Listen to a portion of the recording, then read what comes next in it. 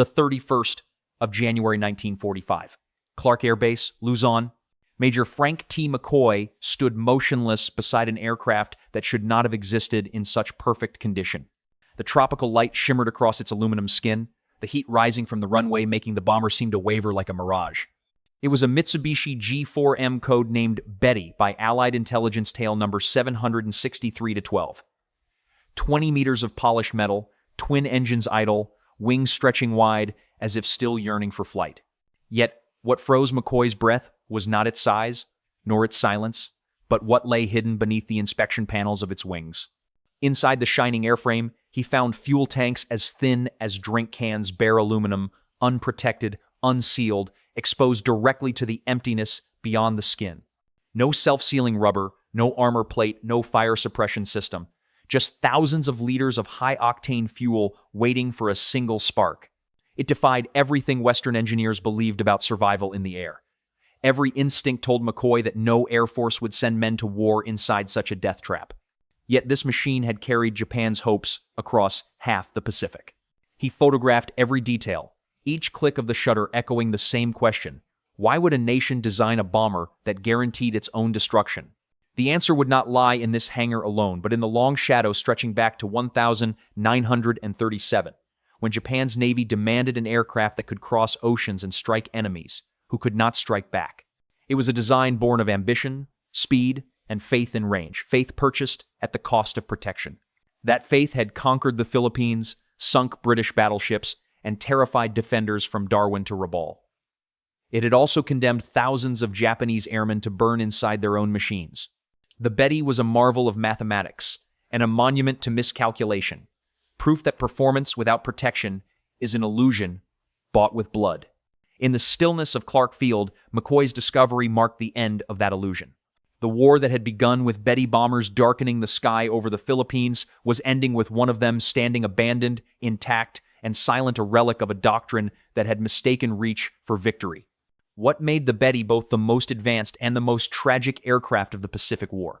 To answer that, we must follow its story from the design tables of Nagoya to the flaming skies of Guadalcanal, through triumph, sacrifice, and the fatal arithmetic that defined Japan's air power.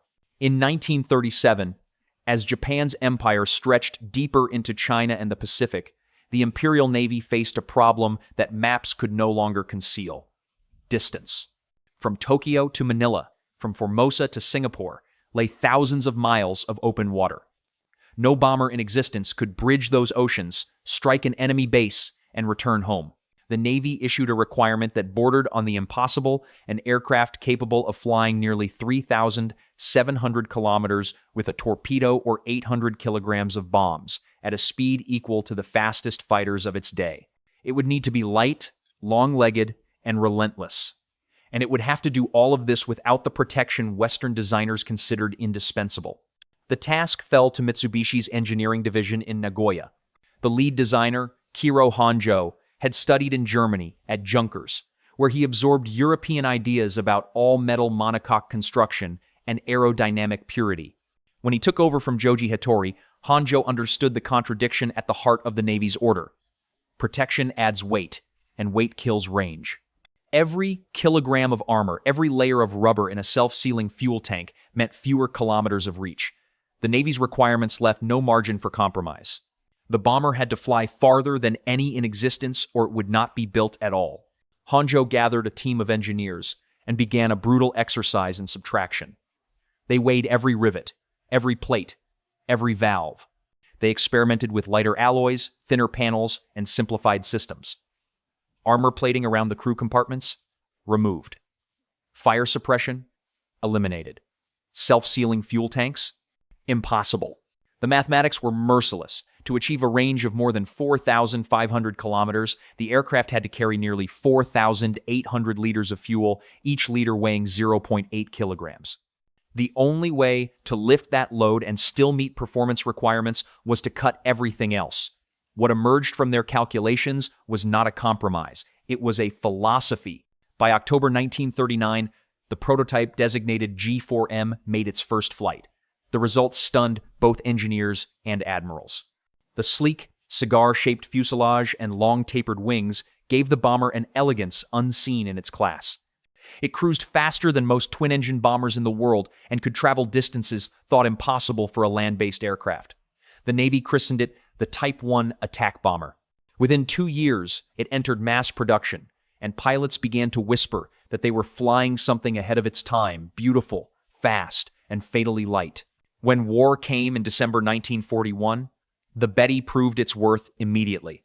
On December 8th, only hours after the attack on Pearl Harbor, 82 G4M and 26 G3M bombers rose from bases on Formosa and headed for Clark Field in the Philippines. The sun stood high as they approached at 20,000 feet too high for American anti-aircraft fire to reach. At 12:35 p.m., they opened their bomb bays. Within 45 minutes, the airfield that had been the centerpiece of American air power in Asia lay in flames. 17 B-17 flying fortresses were parked wingtip to wingtip on the runways. 12 were destroyed outright. Nearly every P-40 Warhawk fighter on the ground was reduced to wreckage. Lieutenant James Harrington, one of the few survivors, wrote later, "They came in perfect formation, high and untouchable. Then their fighters swept down like a storm and erased us. We never got a single plane airborne." End of crying. 2 days later, the Betty struck again this time, against Britain's proudest naval formation in Asian waters, Force Z. On December 10th, 26 G4Ms joined older G3M Nell bombers in an assault that would rewrite naval warfare. Their targets, the battleship HMS Prince of Wales and the battlecruiser HMS Repulse capital ships believed immune to air attack. Flying from bases in Indochina, the Betty crews approached at midday, torpedoes slung beneath their bellies like silver spears. The aircraft carried the new Type 91 torpedo, modified to run in shallow water. In less than 2 hours, the sky turned into a killing ground. The Prince of Wales took 6 torpedo hits, the Repulse took 4. Both ships capsized and sank before 2 p.m., taking more than 800 sailors with them. For the first time in history, battleships defending themselves at sea had been destroyed solely by aircraft. The message was unmistakable. Sea power had yielded to air power, and the instrument of that transformation was the Betty. Throughout early 1942, G4M formations appeared over every major front in the Pacific. They struck Darwin in Australia from 1,500 kilometers away, Port Moresby across New Guinea's mountains, and Allied convoys stretching between Java and the Solomons. They flew farther, carried more fuel, and demanded less runway than any Allied bomber in service. To many, it seemed Japan had mastered the art of reaching anywhere, anytime. American pilots began to speak of the Betty with a mix of awe and dread. An enemy that arrived from beyond the horizon, struck with surgical precision, and vanished before interception. But the very design that allowed such reach concealed a fatal truth. The G4M's wings held 8 vast fuel tanks, unarmored, unsealed, and waiting to ignite. In the calm skies of early victories, that vulnerability remained hidden. No one yet understood that the same aircraft which had conquered Clark Field and sunk the Royal Navy's pride would, within a year, become the most flammable bomber in the world. The perfection of the Betty was already its prophecy. Japan had built the long arm it dreamed of, but the arm was hollow, fragile, and burning from within. In the first months of 1942, the Mitsubishi G4M Betty embodied Japan's soaring momentum. It was the long arm of an empire, at its zenith, swift, precise, seemingly untouchable. Wherever Allied forces retreated, the Betty's shadow followed. From the oil fields of Borneo to the ports of Australia, its twin engines carried a promise. Japan could strike anywhere across the Pacific. The bomber's range gave commanders unprecedented strategic flexibility. Airfields that lay beyond the reach of Allied bombers could launch Betty formations that struck, vanished, and reappeared the next day from hundreds of miles away. For 6 months, the Betty was a phantom in Allied skies. It appeared in perfect formation at 20,000 feet, released its bombs or torpedoes, and turned for home before pursuit could even begin. American and British pilots who survived these early raids often described the same sensation, a feeling of helplessness. The Betty flew higher, faster, and farther than anything they could send against it. In those early days, its lack of armor seemed irrelevant. When no one could reach you, who needed protection? But war, like the machines that fight it, evolves. By mid-1942, the technological balance had begun to shift. New American fighters, the rugged F-4F Wildcat, the F-6F Hellcat, and eventually the F-4U Corsair, entered combat in greater numbers.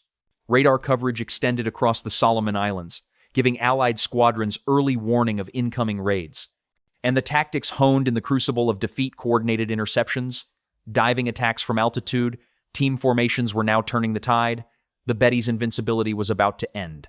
On the 8th of August, 1942, the same date carved into the memory of every surviving Japanese airman, 23 G4Ms from the 4th Air Group lifted off from Rabaul. Their mission was to strike the newly established American beachhead at Guadalcanal. The island had become the focal point of the Pacific War, a volcanic strip of land whose airfield, Henderson Field, would determine control of the South Pacific. The Bettys flew the 600 miles south at cruising altitude, confident in their training and in the reputation that had carried them from victory to victory. They never returned. As the formation approached Savo Island, radar stations on Guadalcanal detected them at long range. American F-4F Wildcats climbed to intercept. What followed was not a battle, it was a massacre. Within minutes, tracers stitched across the blue sky. One Betty erupted into a fireball, then another, then another. Pilots who survived the engagement recalled watching their comrades vanish in blossoms of flame. Out of 23 bombers, 18 were shot down. Approximately 120 Japanese airmen died in a single afternoon, the worst loss in the Betty's combat history. For the first time, American pilots understood their enemy's weakness. The Betty burned too easily. 2 or 3 rounds striking the wings or fuselage were enough to ignite its unprotected fuel tanks. The bomber that had once terrified defenders now acquired grim new nicknames. The Flying Cigar, the Zippo, the One Shot Lighter. What had been an engineering marvel now became a symbol of fragility. Lieutenant Commander John T. Blackburn, who later commanded VF-17, remembered his first engagement against the Betty. We couldn't believe how fast they went down. Hit them anywhere along the fuselage or wings and they exploded. We started hunting them deliberately. Every pilot knew a Betty meant an easy kill. From Rabaul to the Solomon Islands, this pattern repeated again and again. G4M formations that once struck unopposed were now intercepted, torn apart, and erased from the sky.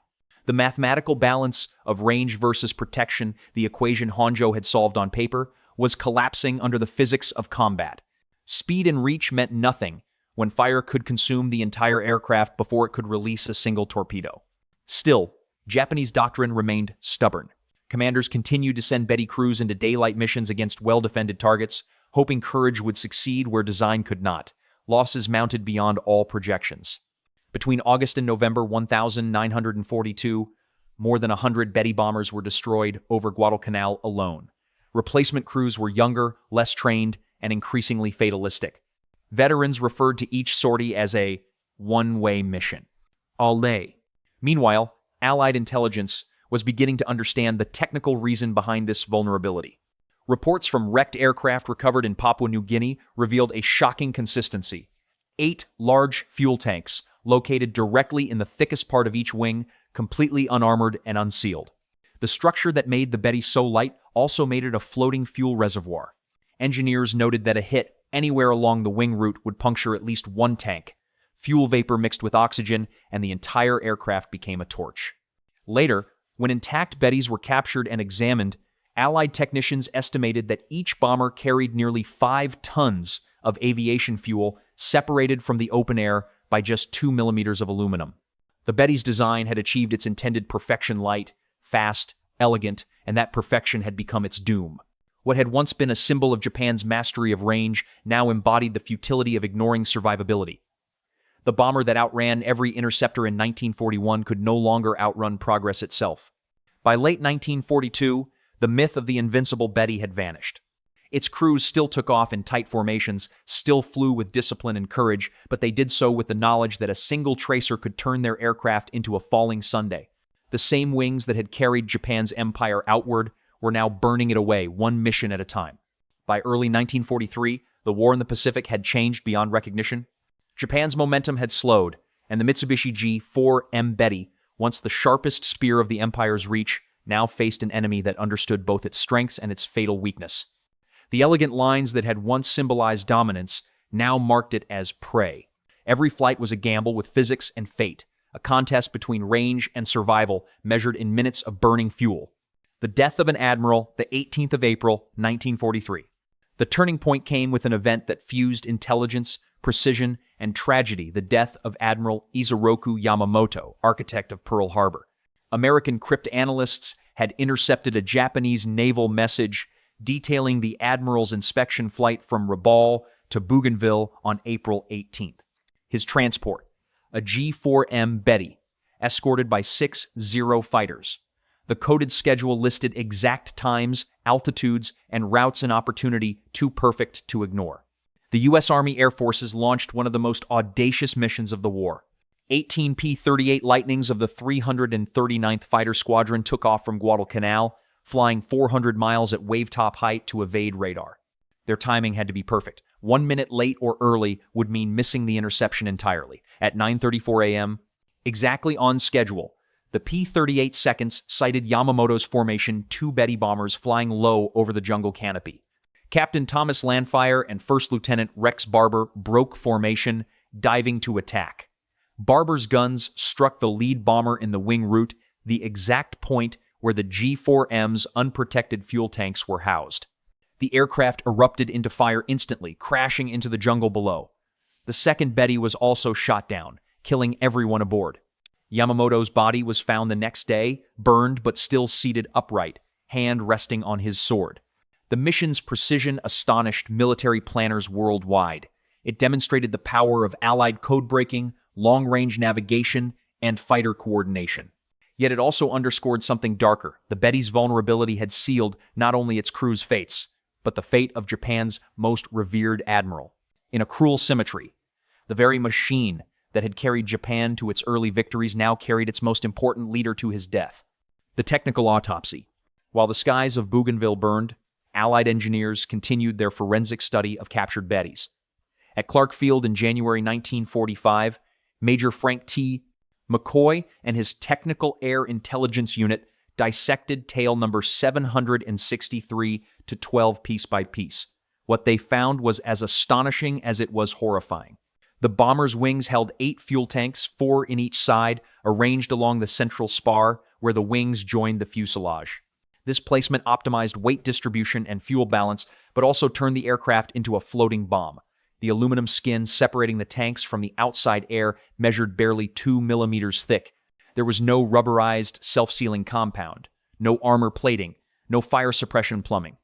Any hit from below or from the side would pierce a tank. Even a small caliber round could ignite vapor and trigger catastrophic combustion. American analysts calculated that removing protection systems had saved approximately 500 kilograms of weight per aircraft, enough to carry extra fuel and extend range by several hundred kilometers.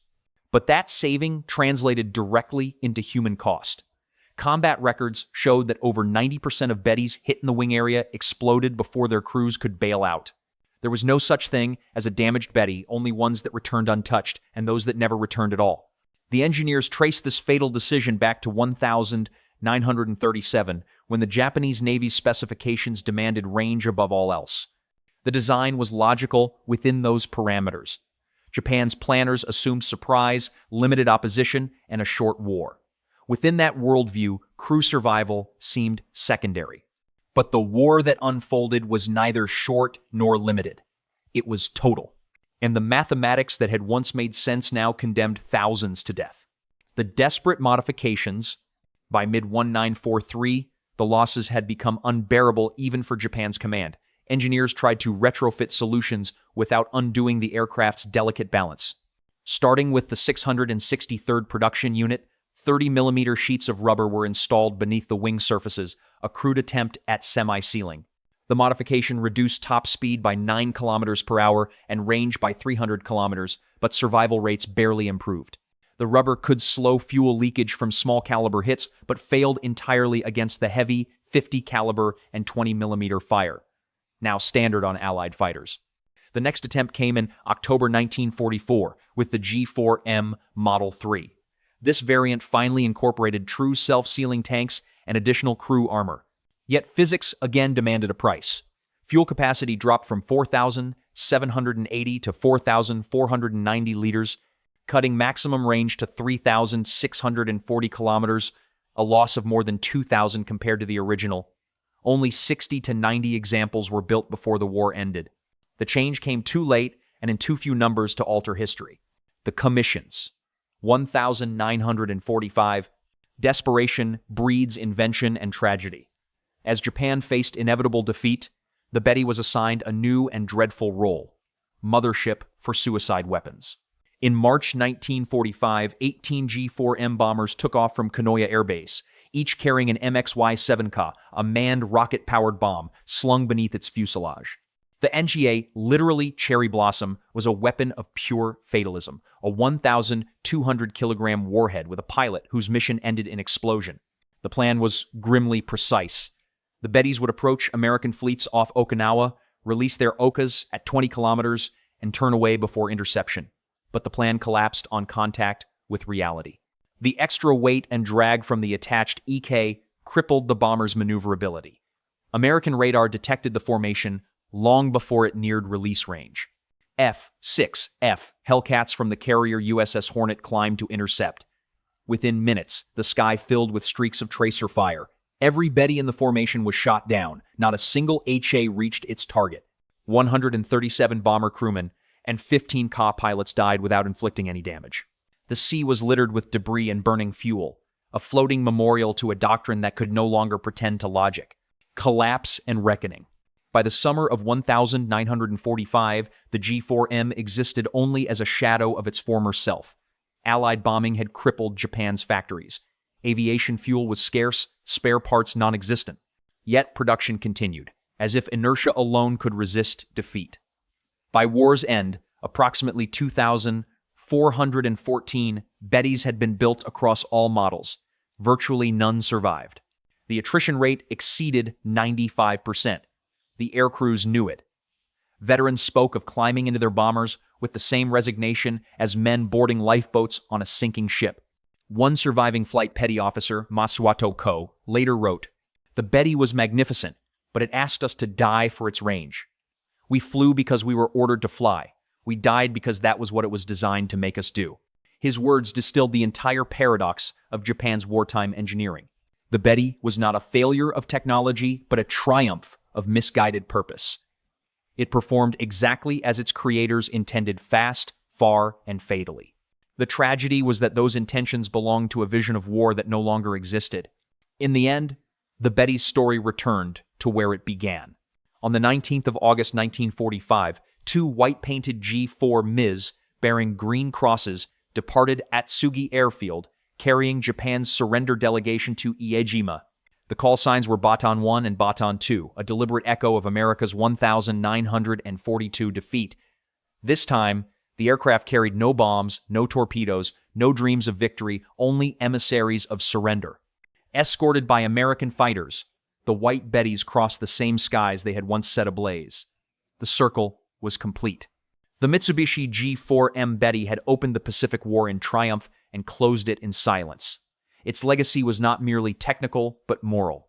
It proved that design divorced from empathy, performance detached from protection, leads not to victory, but to extinction. The gleaming fuselage that Major McCoy once photographed on the tarmac at Clark Field was more than an artifact. It was a mirror reflecting the price of ambition, untempered by compassion. When Allied analysts completed their final reports on the Mitsubishi G4M Betty, they realized they had not simply studied an aircraft, they had uncovered a worldview. Every bolt, every fuel tank, every omission of armor revealed a philosophy of war that stood in stark contrast to their own. To the Japanese Navy of the late 1932, a bomber was an instrument of reach. Its worth lay in the distance it could fly and the blow it could deliver. The crew were components of the weapon, not its purpose.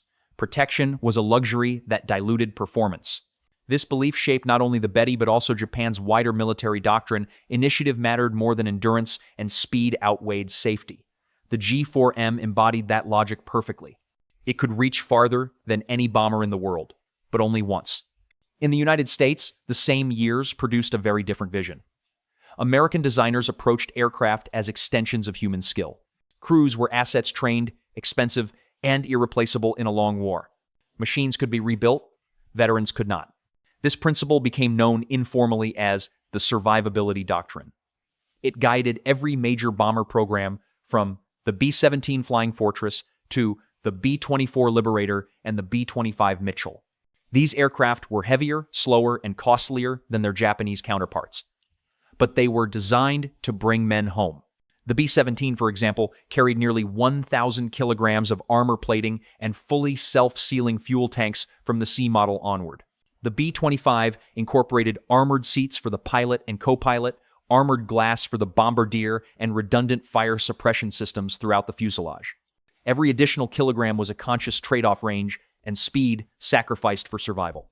The statistics vindicated that philosophy. U.S. Army Air Force's studies showed that body armor reduced thoracic wound fatalities by more than 75%, while self-sealing fuel tanks reduced fire-related deaths by similar margins. Aircraft that could survive damage and return to base preserved not only machines but experience. Each pilot who lived to fly another mission multiplied the effectiveness of his squadron. The cost in performance was measurable. The gain in human life was incalculable. The Betty's opposite path exposed the fragility of Japan's assumptions. The G4M's designers had wagered that wars would be short, enemies slow, and courage an adequate substitute for armor. In the early months of victory, that gamble seemed brilliant. But as the conflict stretched into years and technology accelerated, the equation inverted. The United States could produce more planes, more pilots, and more fuel than Japan could imagine. Japan's decision to treat its aircrews as expendable only hastened its defeat. This divergence went beyond engineering. It reflected two fundamentally different moral economies of war. American strategy sought sustainability, a system that could fight indefinitely without consuming itself. Japanese strategy sought decisiveness, a single overwhelming strike that would compel surrender. The Betty was built for that first strike, not for the long war that followed. The contrast was visible even in production numbers. Between 1,941 and 1,945, the United States built over 12,000 B-17 seconds and nearly 10,000 B-24 seconds, each one heavier and more complex than the G4M. Japan built roughly 2,400 Bettys, a fraction of that output, and lost nearly all of them. Industrial capacity, too, was a kind of protection. America's factories could replace losses faster than Japan could record them. Yet, even amid the fire and statistics, the Betty forced the world to reconsider what air power truly meant. Its early triumph over Force Z, the sinking of Prince of Wales and Repulse, signaled the end of the battleship era and the dawn of air supremacy at sea. It proved that an aircraft, not a fleet, could decide a nation's fate. That truth reshaped global strategy forever. The carrier and the long-range bomber became the new kings of warfare. But the same story carried a second lesson, one less glamorous and far more human. The Betty's destruction revealed that technological brilliance without regard for survivability is self-defeating. The aircraft that could fly 6,000 kilometers meant nothing when it could not survive the last 100. Range and speed, unbalanced by protection, became liabilities rather than strengths. American designers took that lesson to heart. In the final years of the war, the B-29 Superfortress integrated both philosophies, performance and protection, achieving range, altitude, and survivability in a single design. Its crews crossed the same Pacific that had consumed the Bettys, but they came home. The difference lay not in technology alone, but in the belief that endurance, not sacrifice, defines victory. Globally, the G4M's story reverberated far beyond Japan. It became a case study in military academies, an example cited in engineering manuals and ethics discussions alike. Western engineers saw in it the warning that efficiency taken to an extreme becomes fragility. Strategists saw the proof that the value of life in design decisions can determine the outcome of wars. The Betty had once demonstrated the supremacy of air power. By its destruction, it demonstrated the supremacy of empathy in design. Its wings carried not only bombs and fuel, but the weight of a national philosophy, and that philosophy, unprotected, burned away in the Pacific sky. On the 19th of August, 1945, 4 days after Emperor Hirohito's radio address announced Japan's surrender, 2 Mitsubishi G4M Betty bombers lifted off from Atsugi Airfield. Their olive green paint had been covered with white, their red rising sun insignia replaced by green crosses. The aircraft carried no bombs, no torpedoes, no illusions of victory, only Japan's surrender delegation bound for the American base at Iejima. Their call signs were Baton 1 and Baton 2. a deliberate echo of America's humiliation in 1942, now reversed. Escorting them were U.S. P-38 Lightnings, the same type of fighter that had brought down Admiral Yamamoto 2 years earlier. As the White Betties flew over the Pacific, they crossed invisible lines of history. The same design that had symbolized Japan's reach in 1941 now carried the symbols of its defeat. The bombers' unarmored fuselages gleamed in the sun, silent witnesses to a truth both nations understood by then: power without protection cannot endure. When the Japanese envoys stepped off those planes and onto the tarmac, the circle that had begun at Clark Field nearly 4 years earlier finally closed. The Betty's life had traced the entire arc of Japan's war, its ambition, brilliance, tragedy, and surrender. It began as an embodiment of technological triumph, the most advanced land-based bomber of its time. It ended as a white flag with wings. The irony was almost poetic. The same sleek fuselage that had carried destruction across oceans now ferried the documents of peace. In the post-war years, as engineers and historians dissected the G4M's remains, they found in its thin aluminum skin a mirror rather than a relic. The Betty forced the aviation world to confront uncomfortable questions. What is the purpose of innovation? How much risk is acceptable in the name of performance? Where, between efficiency and humanity, should a designer draw the line? The answers shaped the future of aviation. Every bomber and transport built after 1945 carried some trace of the lessons learned from the G4M's demise. The B-29 Superfortress and later the B-52 Stratofortress balanced endurance and protection, integrating pressurized cabins, armor, and redundant systems that could sustain battle damage and bring their crews home. The concept of survivability became not just a technical specification, but a moral one, an acknowledgement that machines serve people, not the reverse. In military academies around the world, the Betty became a case study in the cost of doctrinal rigidity. It showed how a design optimized for a specific vision of war can become obsolete the moment that vision collapses. Japan's planners in 1937 had imagined a series of short, decisive conflicts fought on their terms. What they got was a grinding industrial war fought on America's terms.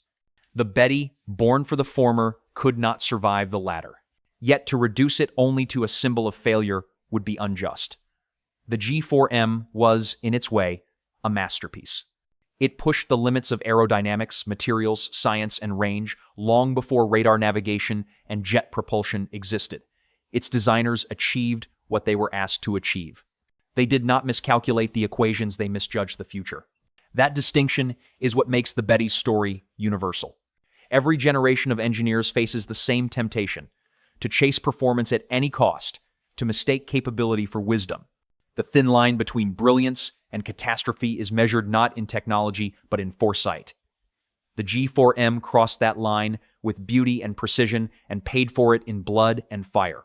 When Major Frank T. McCoy photographed the abandoned Betty at Clark Field in January 1945, he could not have known that he was documenting more than an aircraft. He was recording a philosophy's final form, polished aluminum, stretched over empty air. The missing armor, the unsealed tanks, the lack of redundancy, each absence spoke louder than any engine. They were absences of mercy, of caution, of time. Today, a handful of corroded fuselage sections remain in museums, fragments of what was once the pride of Japan's skies. Tourists walk past them without realizing that these twisted panels once carried both triumph and tragedy. But those who pause, who look closely, can still see reflections of sunlight in the metal and imagine the sound of twin engines fading into the horizon. The beauty remains, and so does the lesson. The Betty's legacy is not about speed, range, or even war. It is about balance, the eternal negotiation between what we can do and what we should do. The aircraft that opened the Pacific War by annihilating American air power ended it by surrendering in peace colors. It is a perfect parabola, proof that the extremes of ambition eventually curve back into humility. In the end, the Betty was not a failed machine. It was a faithful servant of flawed ideas. It did exactly what it was built to do, and that is precisely why it burned. Performance without protection. Power without endurance. Victory without humanity. These are the equations that doomed it, and that perhaps still haunt the engineers of every age.